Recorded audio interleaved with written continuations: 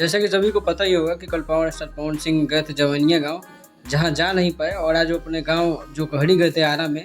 उसके बाद उनके मैनेजर नीरज सिंह का एक इंटरव्यू सामने आया है जिसमें उनके जवनिया गांव को लेकर के चर्चा की गई है।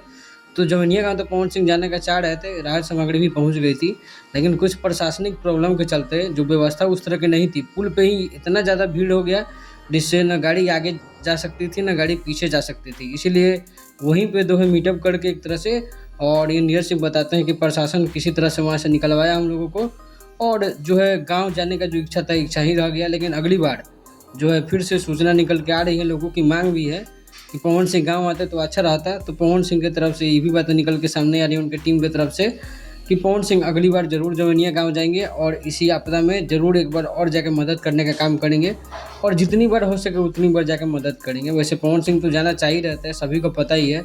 रोड पे इतनी ज़्यादा भीड़ हो गई कि अब क्या ही करे कोई आदमी। बाकी वीडियो अच्छे लगे सब्सक्राइब जरूर करना। Thank you.